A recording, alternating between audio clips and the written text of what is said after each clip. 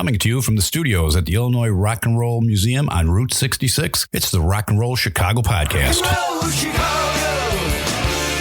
roll Chicago, my hometown. Well, I was born in the city, gonna rock your city, Chicago. Chicago rock and rollers are the best you're ever around. Hey, everybody, it's Ray the Roadie. And this is Halloween Mike.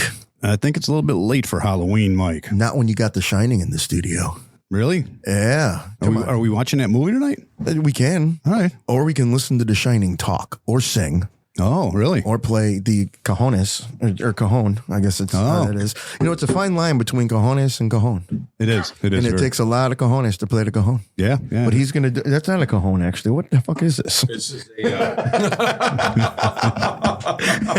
this is actually called a djembe. A djembe. Grobe. Yes. It's not a djembe. No, it's djembe. Just a djembe. Yeah. Just a djembe. I believe in Where's African. the D bongo. come from?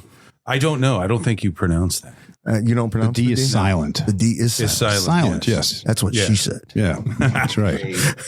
So I gave it away too quick. I couldn't think of anything else to do. We got The Shining in the studio, everybody. Yes, we do. Yeah. Hey, let's go around the table and tell people who you are so they know they can put the voice to a name. Yeah. All right. My name is Mark Klopak, and I am the drummer for The Shining. Mark has been here before He has. with Onset. Yes. Yes. Onset was my old band that is no longer. Yeah. It's offset. Yes. But now we're with The Shining, and we've been together for, like 25 years. We used to be called Circus of Filth, and then we thought it would scare people. So it's The Shining, a.k.a. Circus of Filth. Still scary. Still scary. But we like it. You can't get gigs. Yeah. You can't get gigs. They don't like you. When Red rum. Yes. Yeah. I'm Jim Willico. I'm the singer, frontman. Play guitar. Yeah. That's me. Sounds good. Sounds good. Hey, how you doing? I'm Frank. I play bass. Bass. Rob Kernan, I play guitar. Yeah. So I have one question. Who's the lead guitar player? Mostly Rob, but I do some too. Kind of Okay. double duty a little bit. All right. So when I was listening to your music, who's the one that's got the tone that is just awesome? What There- were you listening? let me tell you. Talking about what you've been shredding? listening. No, Like no, no, shredding no, leads, no, or- no. I'm talking about the tone of the guitar. There was just, I heard the rhythms start and I heard the drums and the whole bit. I was like, okay, these guys are like a hard rock band. And all of a sudden I hear the guitar and no, it's a mid-rangey, jangly, almost Americana, almost country, almost just on the verge of breakup tone that just sounds so clear and crystal. I was listening to, Well, we've been told we've been like a blues-based rock band. it could be, but the tone was fantastic. We know when you asked whose tone that was, you know they both thought, oh, that was me. That was me. But nobody wants to actually say it. It was the other guy. I think we said it was the other guy. That wasn't me. That wasn't my tone. Now, look, I'm gonna have to grab my. Was it a silver tone? Did I bring my cell phone in? Because if I brought my cell phone in, it's going to tell me exactly what songs I was listening to. I did. Here we go. Check this Hey. out. So I'll tell you the songs that I was listening to, and you tell me. I hope it's going to tell me the songs that I was listening to. Yeah. Okay. So I listened to "Drunk and Stupid." Love that song. Okay, fantastic. And it has that really cool guitar riff at the beginning. And I was expecting the guitar to sound really distorted, but it wasn't. It was like it was just a cool tone, man. It really was. That was probably me. That was you. Okay. So what's your rig? What are you playing through? That's an old recording. That was Okay. that was an old Fender amp with a Charvel guitar. That was old stuff. That's jeez. I was going to say it kind of had that Joe Walsh thing with just sound of a Fender amp just freaking cranked and at the verge of breakup, kind of thing. I changed the pickups. They were single coil pickups. It was kind of a thing. Yeah. I don't know. It was, that was my tone, I guess. Yeah, no, it was a great tone. Yeah, that was Sam's recording studio where he put the amp in the room, a small room, turn it completely up to 11, close the door, and that's how he recorded it. That's exactly what it sounded like. That was exactly it. I absolutely love it. That is my favorite guitar tone of all time. Just guitar and amp and crank it and let it naturally breathe the way it's supposed to breathe. You don't need to put a distortion pedal or anything or have some dual channel amp or whatever. I thought it was great. That was the treat or the surprise to listening to your recordings to me was was to hear the tone. I could like feel the air moving with the sound of the guitars. It was awesome. So That could have just been could have just been gas. Could have been gas. Yeah. It could have been gas. Could have been gas. Yeah, but it was definitely. I get that air movement sometimes. Yeah, absolutely. I am older, though. I mean, we kind of jumped the gun a little bit. So that was. I mean, but I just had to say that. That's the thing that hit me the most. So tell us a little bit about the band. You said you guys have been together for 25 years.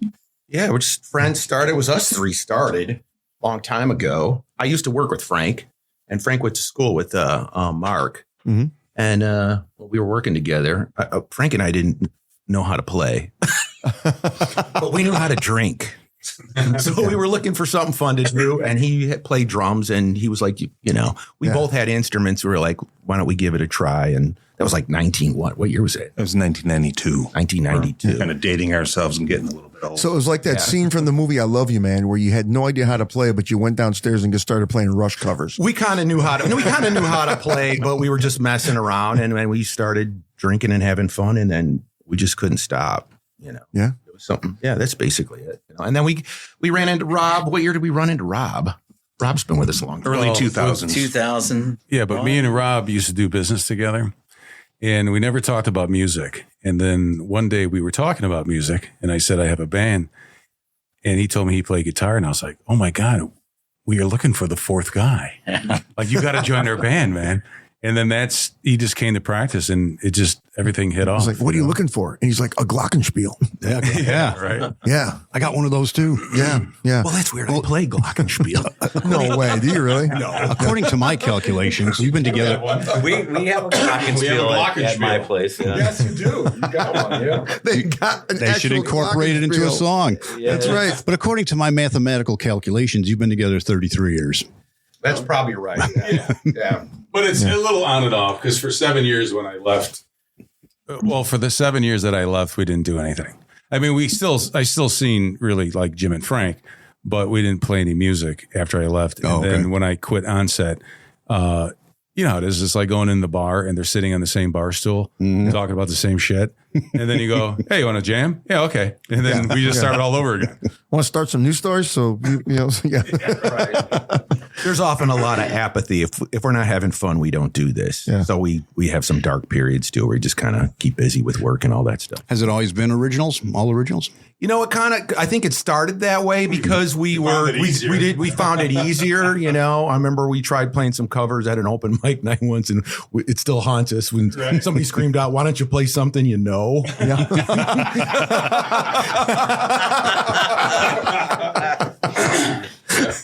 So we kind of stuck with that, and we have fun with that. We always had fun with that. Yeah, if we can't play something we know, then let's play something that nobody else knows, so they don't know if we fuck it up. That's right. That's right. Right. That's what it comes down to. Right. So what's the business you guys were discussing before you started talking about music? You said you'd only get together and talk about business. Well, between you and me. Oh, between me and Rob. Yeah. I did work for Mark. Mark runs a hot rod shop. And no shit. I had to put my tail between my legs and go see Mark because I fucked up his 59 Chevy. Okay. For, what's his name? Yeah, Mr. Bob Delia. Well, him, but who originally owned the car? Oh, Nicolas Cage. Nicolas Cage originally owned the car. God. So we had talked about, what kind of activities might have been happening in the back seat of a 59 Chevy that was owned by Nicolas Cage. Right. But I fucked it up. So I had to go there and hang my, tail between my legs and tell Mark, I kind of fucked your car up. Yeah. And he was like, yeah, that's cool, man. It's all right. And I was like, there was an amp on the floor by his desk. And I'm like, you play music? He's like, yeah, I play guitar. Well, we got to get together one time. All right. And I did. And I was tuning up to a Zeppelin song. I forget. I don't remember. And Mark goes, you're in. That'll do. And I'm like, all right. Yeah, because we've known each other for just tuning years. up. That's pretty good. This guy can tune. He's in. Just tune. His guitar's tuned and he didn't break any strings yet. He's in. That's right. Yeah. Yeah. Well, this podcast is just going to turn into like a half hour of people trying to do Nicolas Cage impersonations now. Right. Oh. Yeah. I mean, Nicolas Cage couldn't have been the original owner of the car. He wasn't born in 1959. Right. No. I don't know. No. How old is he? I have no idea.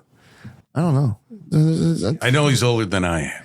Right. There you go. There you go. So you've got Nicolas Cage's car.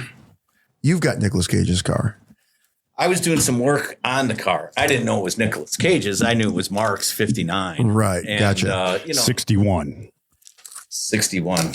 So he's born in 61. So Oh, okay. he's definitely Born in 64. Ah, So there he's you go. 61 He's years old. 61 years 61. old. Yeah. Okay. And how'd you So- end up with Nicolas Cage's car?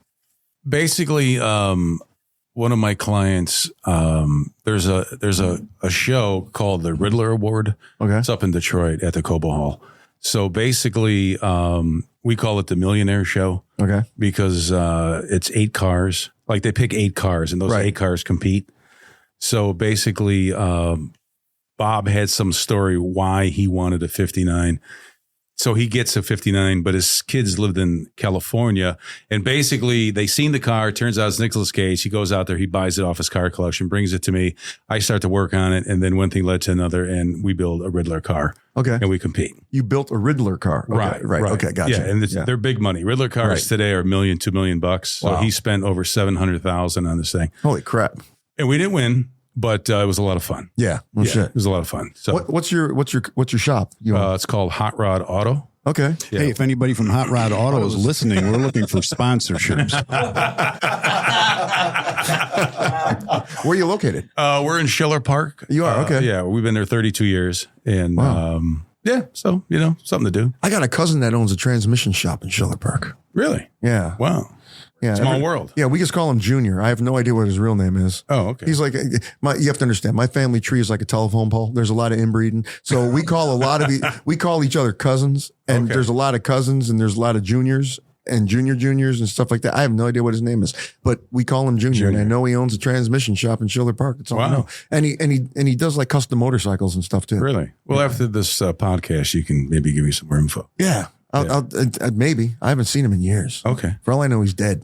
Okay. Sorry. Well, if I go in there and I tell him who you are, he's not going to go, who? No, absolutely not. I can see his face, but God, I haven't seen him in years. He used to come out and see my bands play all the time. Oh, wow. Then he disappeared. I don't know. Maybe he got rich selling transmissions. Maybe. Small world. Very Something small. like that. Yeah. Cool. Well, that's Very cool. cool. That's cool. I don't know. What are we doing here? So Talking cars. Yeah. So who else? So continue on with the story. How did this all come together again? You guys met, and I mean, you seem like you're the newest guy here. I'm the new guy. He's Yeah? a new guy. He's like 20 years new guy. He's probably. Okay. Yeah. No, Frank and I were yucking it up at work, and we thought it'd be fun to do something besides work. Yeah. And then we got together, and he said he played drums. He knew him, and he had to play. There's, I don't know. You sound like you're in a band. Oh, yeah. Yeah. And it's the infamous, where do you play? Where right. do you practice? You know? And at this time, Mark had in his basement built a small room to practice in, and he had his drum set up in there. And Right. and Frank said, you want to go over to Mark's house and try playing over there? And I'm like, sure. So Yeah. we stayed there a long time. Yeah. Until you had a kid, and then then your wife kicked us out. Yeah. Basically. Yeah. She was not happy. My wife was not happy about us making all that noise. Yeah. Especially we had the kid, Right. and my daughter's room was upstairs above the jam room that I built. Right. And no matter, we don't think it's loud, but I'm sure they did. Yeah. Right. Yeah. So then she would complain, and basically it was like better for us not to play there. Yeah. Yeah. So then we moved to my shop. How long did we play there? Oh, we played there a couple years. I mean, a couple years we played there, and then we moved to my shop, played there for a few years. Long time at your shop. Yeah, a long time. And then we played my house. at your house. Built a room at my house. And Yeah. Well, no, we played, I thought, at Ready Strip then, right? No, we did my house. Was it first. your house first? Then we went to Ready. Yeah. So where he used to work, there was a second floor, like an office, right? Yeah. That wasn't being used. But then his boss was cool, which is a rarity, Right. and let him use it. And for 2 years, we had like our own recording studio up there. We turned it into Yeah. like a recording studio. And that's where all this music really came from then. Yeah. And really polished it up was Right. the 2 years we were at Ready Strip. Right. Because we learned how to record. We learned about sound. And Yeah. we used to have so much fun up there, man. And as long as we had no air conditioning, so it was fucking hot. Yeah, you should plan a podcast for the summertime here. Yeah. You guys would be right at home. It gets to be about 100 degrees in this room. Yeah. And it's terrible when Ray farts. It's terrible. Yeah, crazy. I have no idea what you guys are talking about because my wife has never let me have a band rehearse in my house. Oh yeah, there's no way. Wow. Yeah, so actually I probably feel really lucky my wife let us do it for a little bit. Yeah. But I mean, the give and take is she has never complained about a gig or complained about me playing in a band. Just don't bring them here. It's kind of the way the rule has been. It's like, okay, that's fine. I got complained on both ends. So Yeah. I don't like you doing gigs and don't play here. Yeah. Well, it was, you know what? I'll tell you, and it was like that for a while until I went home and she goes, you made how much for 4 hours just screwing around with your friends? I mean, really? It's like, okay, yeah, that's the way it is. That's the way it goes. She's like, okay, keep going. Yeah. And then it became, when are you leaving again? No, I mean, it's been great, but I've never rehearsed at home. So Okay. I don't know what that's like. So, and always original, huh? Well, I mean, we do covers. I mean, we got a 3-hour set, so I think our plan was covers were easy. We really enjoyed it. And we really got off on like impressing each other of, coming up with stuff. And then to play out, you got to play some music people know, to get a gig. So we were basically doing, once a year, we would do a Halloween gig because Jim's neighbor owned a restaurant/bar. And we were basically doing that. And we did some other things too, but that was like the big thing, wouldn't you say? Yeah. That was like the Halloween gig. And then, and we were happy doing that for a long time. Yeah. But, we played typical classic rock. There's, Zeppelins and Bad Company and things of that nature. Sports bar, you got to play what they want to hear. Right, of course. But somehow we kind of worked it out to where we start sticking in our originals. If you play some cover songs and then all of a sudden you stick in an original, it seems like we kind of have a hybrid set to where we play both. Right. And, nobody complains. Yeah. Nobody notices. Yeah. They're all liquored up after a while. You know, I mean, some even go, oh, I know that song. No, you don't. No, you don't. Right. You realize after a while, it's like, pay attention to me. How do you get people to pay attention more when you're, I don't know how, where you play or. Right. Well, there's several different types of venues, there's the venue where the band is literally just like a jukebox. I mean, people are having their own conversations going on. They're more concerned with the party that's happening at their own table or at the bar or whatever. And there's a band there and it's great. And every once in a while they look over at you and they think you're doing a great job because they tell you at the end of the show, great job. Right. But tell me one song that we played. I don't know, but you guys were awesome. Right. There's places like that. God, you could throw in your original music all the time, but then there's other places that you can play. Like I like to play at Ballydoyle's in Downers Grove because the crowd just pays attention to everything that you're doing. And they'll come up to you and say, man, you guys played an original in this set and this set, and they're actually paying attention. So it's kind of cool to be able to have that experience every once in a while. Well, it'd be cool if we could play there because Frank's company is right next door to that. Oh, no kidding. Yeah, he works right there. Yeah, my office is in Downers Grove. Oh, right next to Ballydoyle's. Right behind it, yeah. Right behind it? Yeah. Just walk in there and say, hey. Have you done that yet? I've been in there a bunch of times. Yeah. Sure. I know the stage. I know the setup. Right. Yeah, it's a fun place to play. Hey, neighbor. Well, I'll tell you what, though. I believe still, though, the guy that books that place, he's actually a booking agent that lives in California. And I don't have his name on me, but I can get it to you. All right. Yeah, I don't think there's anybody at Ballydoyle that actually books the place. They've got a booking agent. Every time we've been in contact with the guy, I want to say that he's out in California and he books all the Ballydoyles and stuff like that. But we can get that figured out for you. So who's the songwriter?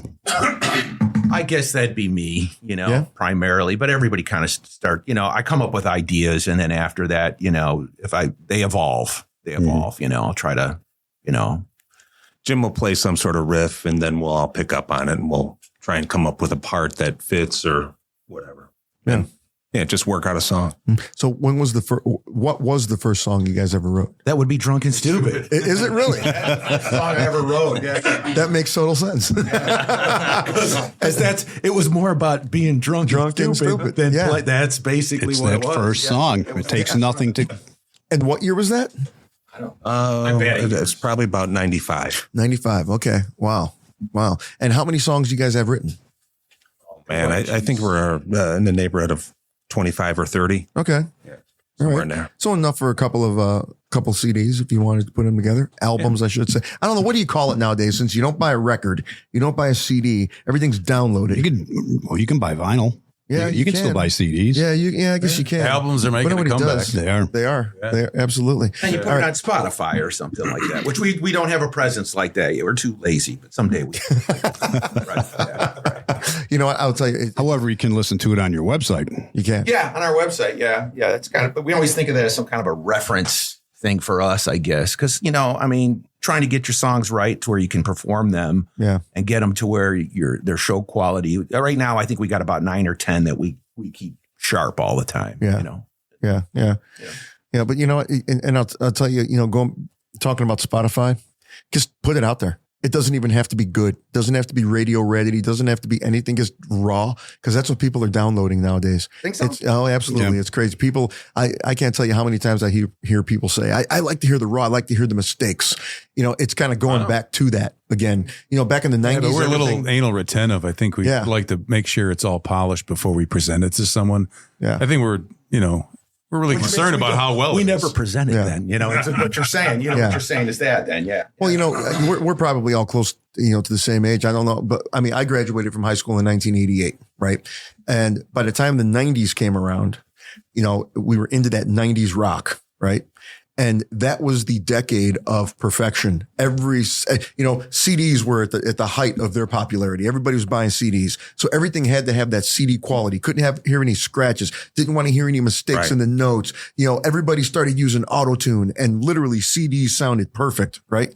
And it just became sterile and vanilla and, the white bread of music at the time. The underbelly of that, I'm a little older than you. Yeah. And, I went to art school. And during the early 80s, the punk and the new wave and all that stuff was kind of bleeding over into the early 80s. But from the late 70s, a lot of that stuff was guttural. It was rough. Right. You could find, I remember going to Rolling Stone Records downtown and you could pick up a lot of cutouts. Oh, absolutely. And you could pick out, there were a lot of bands that were doing just quick down and dirty recordings. Oh yeah, there definitely was. Yeah. The 70s and especially at the height of the 80s, it was a lot of raw type recordings in the whole bit. Right. But when the 90s came around, everything became digital. Everything became digital. Yeah, that was the CD. The CD kind of turned everything digital and then kind of changed things. Right. Yeah. And it goes in waves because we're going back to that. Look at one of the most popular people on the planet right now, Chris Stapleton.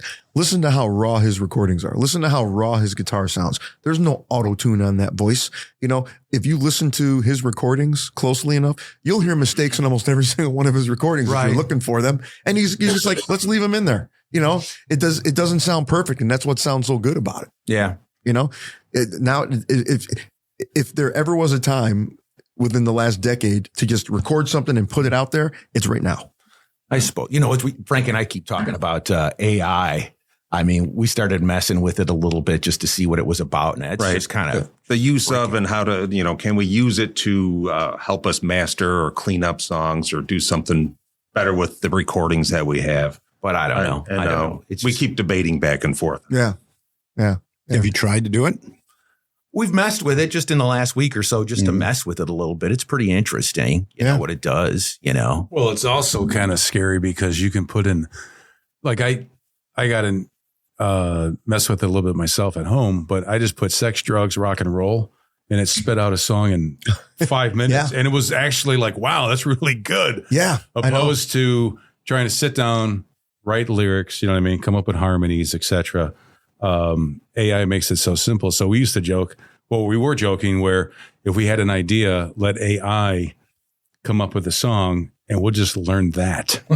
Yeah. Because nobody else would know that we did that. I think we wrote it. I'll tell you what, I'm willing to bet that that's what close to half of the people on the radio nowadays are doing. Yep. Because why else would it all sound exactly the same? Right. Listen, if you listen to, I haven't listened to mainstream radio in years, but on the rare occasions where I've heard it, it's like there is no distinction between one song to the next. They all sound exactly alike.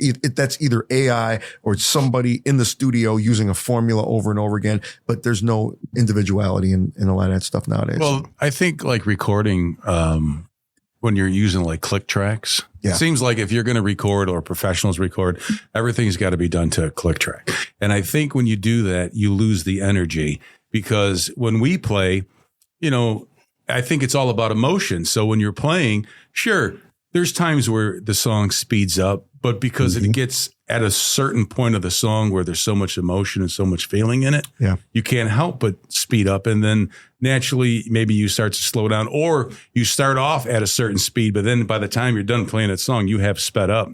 Yeah. But I've even you listen to anything on YouTube recorded wise, like old concerts, watch Van Halen. Oh, yeah. If you watch Van Halen, old recordings of them in concert, everything they play is fast. Oh, yeah. Faster because it's live. Well, it's probably drug induced too. Sure. Right. But it's also when you Good play Coke. live energy, you just happen to speed up a little bit. Absolutely. You know what I mean? But I think that's where the feeling and the emotion come, where if you're absolutely told you have to play to that click track, Right. it's animatronic. There's no feeling anymore. Right. Yeah. Absolutely. I don't like to record to a click track. But, I don't like if that. you're going to use AI to write a song for you, I think that's bullshit. Yeah. If you're going to take credit for a song that, they came up with the lyrics and now you're going to record it and call it yours, that's not right. No. But if you're going to take one of your songs and you're going to upload it into AI and you're going to tell AI, I want to master this. Right. And and the thing with AI, the more information you give it, the better the outcome they'll be. Is that going to replace sound engineers and It could.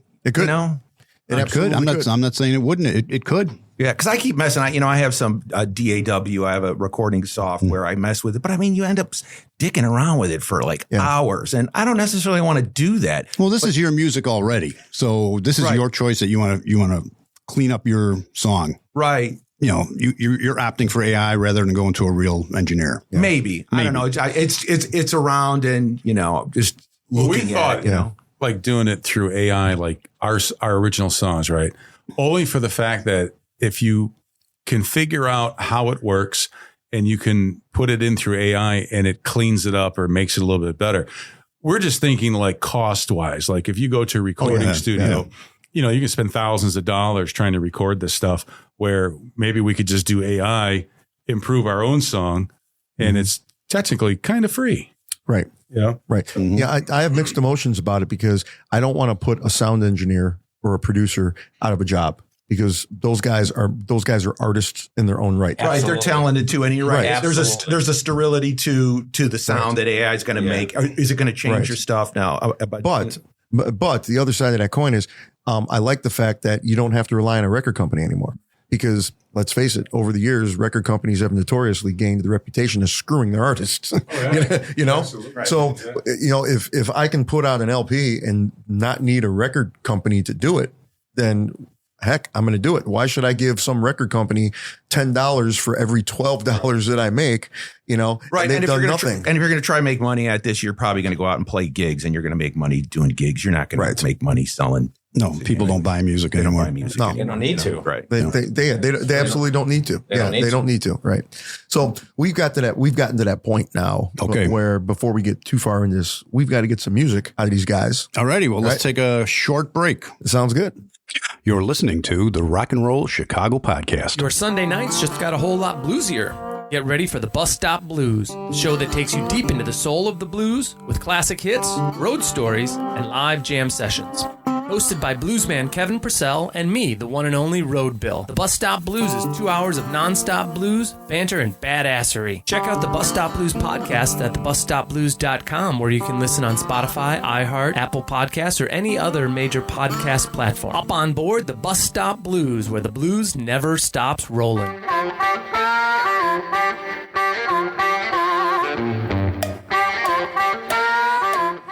Alrighty, and for the first time tonight, The Shining.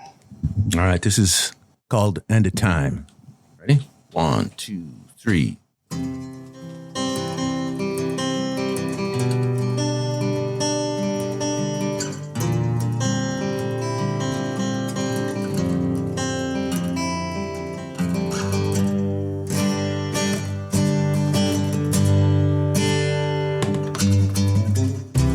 When I'm gone in my head. Do you hear me?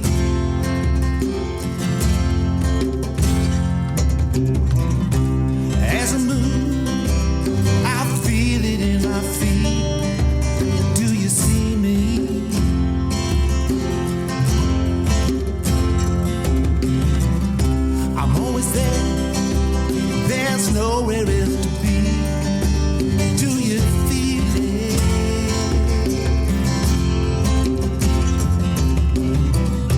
You got to move. There's nothing left to say. You just know it. Oh yeah. Woo. 'Cause you won't mind till the end of time. Never gonna give it up, man. It feels so fine. 'Cause you're on my mind till the end of time. Never gonna give it up, yeah. It feels so fine. Oh yeah.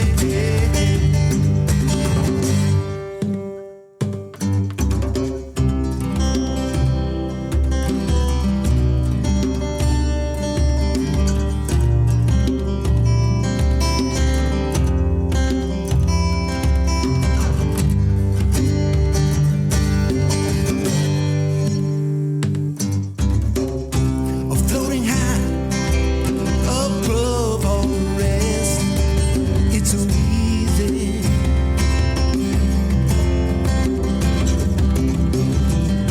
It's like a dream. My head is in the clouds. I wanna shout it.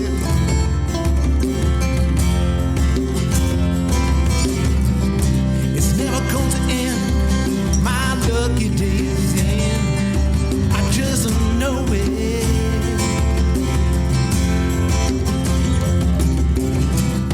This love is so big, there's enough to go around.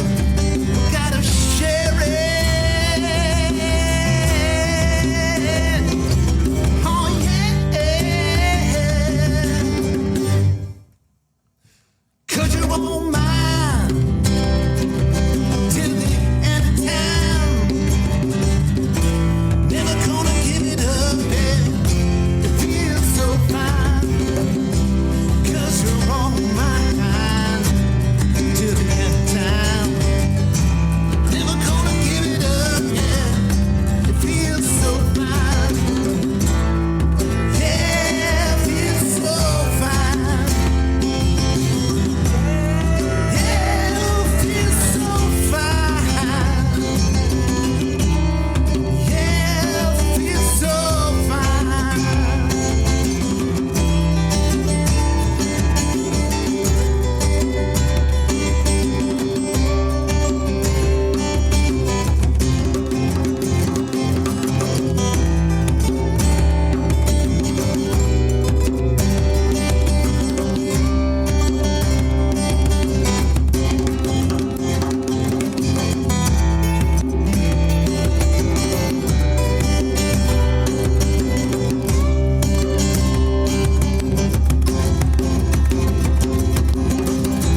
Cause you're on my mind till the end of time.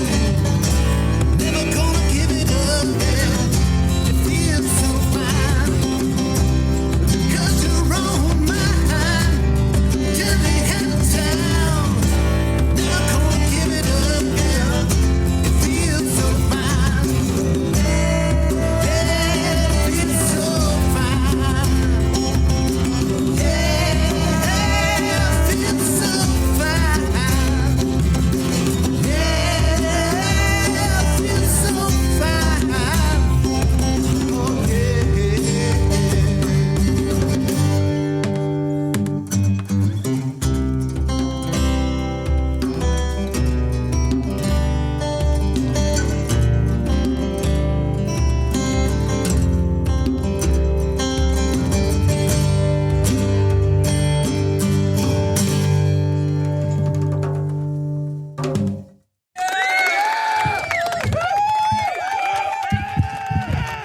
All right.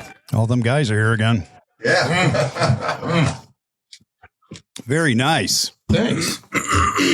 Grab my microphone back over here. Wow, I'm kind of speechless at that. Yeah. It That's sounded pretty good. freaking good. Yeah. When did you guys write that? Boy, I can't remember. I got a bad memory. See, I'm older than you. Yeah. I bet you that might be like 10 years? No, 10 years? It's like early 2000s, man. Is it that Yeah, old? it's pretty old. Wow. That's pretty old. Yeah, Man. I don't know. So who's the Tesla fan? Tesla. Yeah. Tesla. Because That's what I was hearing. That sounded like a Tesla song, man. I'm telling you, I was hearing Tesla. That totally had like a Tesla feel to it. I remember that band. Tesla's my favorite band of all time. Really? Yeah. So that is I'm paying you the highest compliment. That's a compliment. That is, Thank you very much. I love freaking Tesla. I've seen them in concert like 6 times. I mean, I love them so much that when I first started playing guitar, my guitar rig was what it was because Frankie Hannon from Tesla had that guitar rig. Right. Yeah. Wow. Yeah. Okay. Yeah, that totally had that, something off the 5-man was hearing acoustical that. jam I album. was hearing it, yeah. Yeah. Exactly what I was Really hearing. good. That guy had a good voice. Good. So what inspired you to write that? I emptied my mind. Yes. I don't remember. I thought he was going to say that. I don't remember. Did I write it? Yeah. Yeah. We were to prepare for this podcast. We did actually. We've never practiced or play a lot of acoustic This is sets the together. first time we've ever done that. Yeah. I was going to ask you if you ever done anything. No, we've never acoustically. done that. So, because we were. Kind of fun though. Yeah, it's kind of fun. Yeah, Yeah, it Yeah, is. it kind of changes the way you think a little bit. Yeah. Yeah. And the way you play a song, for sure. Yes. Yeah. Yeah. Yeah. When we play it electric, it's quite different. Yeah.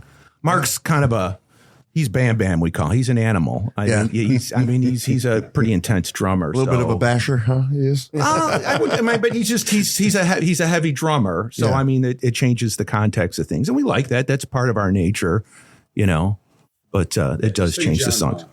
Yeah. Yeah. Oh, sure.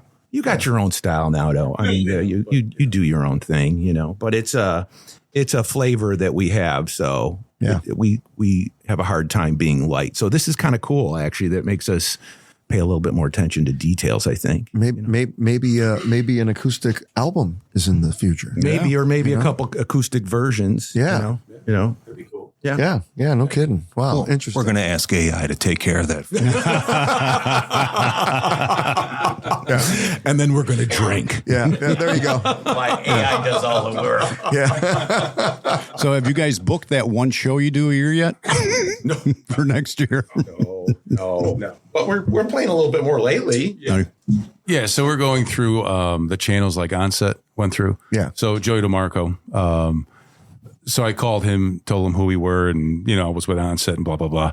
So yeah, he's been giving us gigs. So we did pretty good. But the problem comes in is that being winter, I don't think any band likes to play and gig out in the wintertime. It's cold, you know what I mean? So we really haven't done anything. So we're kind of hoping maybe after New Year's, maybe get back into the playing out thing. Yeah. Trying to learn some new songs, Yeah, new of cover course. tunes and things Sure, and sure. whatnot. Just having fun, you know what I mean? Yeah. Because the whole thing is, like when I was with Onset, it was all gig, and go out and play and all that. And I realized, yeah, it was fun, but it ain't everything. Right. You know what I mean? So what we have now playing out once in a while is like just enough. Yeah. You know what I mean? And we have a lot more fun just in the jam room, just, playing. Well, plus you guys are creating. You're Absolutely. You're putting together your own music and the whole bit. And there's an enjoyment in that. Oh, absolutely. And There's a total high on that. And Absolutely. playing them for people every once in a while Yeah. kind of fulfills that. It's Because like the gravy. like we were talking about, like playing music and playing like songs that maybe people want to hear and stuff. There's plenty of times I've seen bands play, and if I'm not into their genre of music, I don't know. Is that a cover tune? Is that something they wrote? I have no idea. Right. So I feel like when we play and we're playing live, like a good song is a good song. I don't care who writes it or who does it. I mean, if you actually have a good song, I think people will enjoy it, or you'll find an audience that'll enjoy it. So if we play and we play cover tunes and we slip in our originals once in a while, I always thought any band is, for the most part, background music. Right. Because people are at the bar talking and maybe they tune in to like, oh, that's a good note, or hey, I know that song. And then they go back talking to their friends, Yeah. So I think we get away with what we do very well by playing some covers and playing some originals. Yeah. So, Yeah. But, there's a certain part of what it is that you're doing that is liberating, because really, if you wanted to, you don't need to go through the channels with Joey DeMarco or anybody, because, if you're not concerned about the money that you're making, if you're not concerned about how often you're playing or how long you're playing, with a night or whatever, you can contact all those little bars like Ray and I were last weekend. We're just downtown over in Wrigleyville, right? Just walking around there. And gosh, you could walk into almost every door and they've got 3 or 4 bands scheduled and they're all original bands, right? So they're throwing $50 to $100 at each band, right? Everybody's making about $25, but you get up there, you play for an hour and you play your original music and play your own stuff. Those places do exist. They really do. And if you're not, like I said, if you're not concerned about, well, I got to make $1,000 or I'm not answering my phone or I have to play every Friday and Saturday, night of the month. No, if you're just looking to play once a month or whatever and just show your stuff to people, start looking at those places. We've been finding these venues like we played up in the Des Plaines Theater, and it's essentially a invited open mic night. Sure, They do it on Tuesday nights in Des Plaines. We also played the Arcada Theater. Yeah, both run by the Onsetti. Is that his name? Onesti. Ron Onesti. Yeah, Get it right. I got Onset on my head. Yeah. Well, there's a ton of open mics around in the area that would love to have you guys. I mean, you can certainly go out and do that. But what I liked about those venues is that it's like I said, it's kind of invited. They know you're coming, and they only invite like 3 or 4 bands, so you get to play 45 minutes to an hour. Right. And I'm not in that for the money, but they pay you for it if you get people to show up. Whatever, they're collecting $10 at the door or whatever. Yeah. But it's fine. Yeah. It's a good time. We don't have to. We don't have the stress of coming up with a full 2 to 3 hour set. Exactly. And you're getting your music out. We're doing that with the Montrose Saloon. Where we play? We're doing the Montrose Saloon. Yeah. What date is that? Montrose Saloon is December 28th. Say it into the mic. Saloon is December 28th. And then I cannot. Underground Lounge? Yeah, Underground Lounge. Oh, that's a cool place. That's going to be, what is it? December, January 10th. January 10th, yeah. So I found those 2 places and then inquired, and they were more than willing to have us. Yeah, absolutely. So it sounds like it's going to be a good time. Exactly what you're talking about. Yeah. That hour we get to play an hour. Yeah, 45 minutes, man. Perfect. Yeah, right. Yeah. Mm-hmm. Play our Richard. Right. No, those are 2 good places. Actually, what are the dates again? What are they? Montrose Saloon is December 28th. Okay. And Underground Lounge is January 10th. Nice. Yeah. Okay. Cool. Yeah. Groovy. Everybody go out and see those guys. Where can people find you on social media? Yeah, Frank's in charge of that. We are not that active in the social media space, but we do have a Facebook page. You could find us at The Shining. Yep. I'm sure if you just look us up somehow. I found you on Facebook. Okay, there you go. We got you on Facebook. Montrose Saloon insisted that we have a Instagram presence. Yep. So I did just get that up and running. Yep. You got to do that for sure. Yeah. You got to do Instagram. You got to have Facebook is still the best way to get your shows out. It really is. And we do have a YouTube page and all that has a lot of music and videos on it. Yeah. Right. Excellent. Well, I'll tell you what, before we take off, why don't you give us one more? All right. Sure. Yeah. Alrighty. I guess some of these songs that we're playing tonight are a little bit more happier because when we were Circus of Filth, everything was scary. So maybe some of the songs are not so scary. As you get older, you calm down a little bit and you write happier songs as opposed to scary songs, and you change the name of your band so that people aren't afraid of you. Because we're not scary. All right.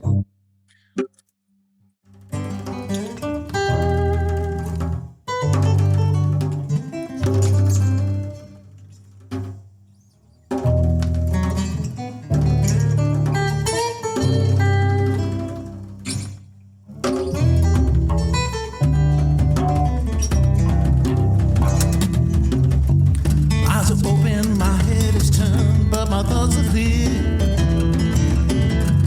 Mind erases, the sun is bright and the day is here. Lift myself and look around without a fear.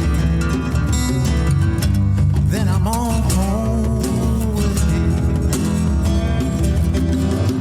When I was just a child, I used to cry, but now I wonder. Really wonder if I even feel. Mama's there, she combs my hair, but I don't care. She's young and bright, and I see her face, and I see her stare. Lift myself and look around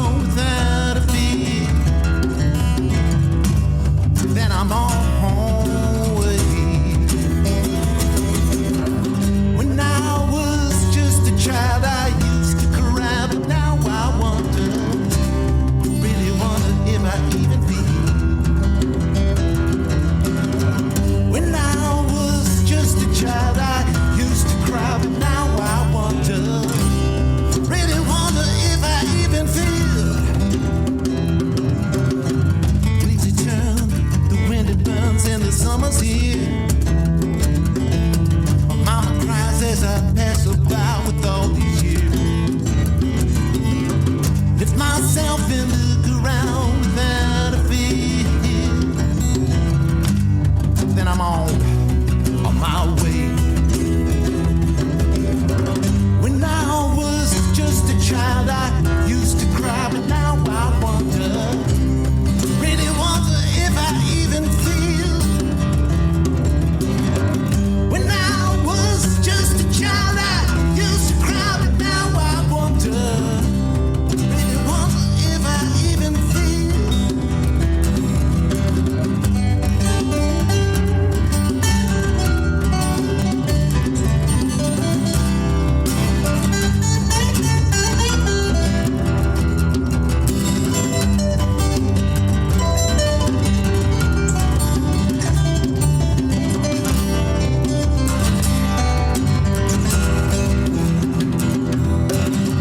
Mama's gone. I said the lullaby back a year. She held my heart, she held my love, and she held my feet. Lift myself and look around, how I miss a dear. I guess I'm on my way. When I was just a child, I used to cry, but now I wonder, really wonder if I even feel. When I was just a child, I used to cry, but now I wonder, really wonder if I even feel. When I was just a child, I used to cry, but now I wonder, really wonder if I even feel.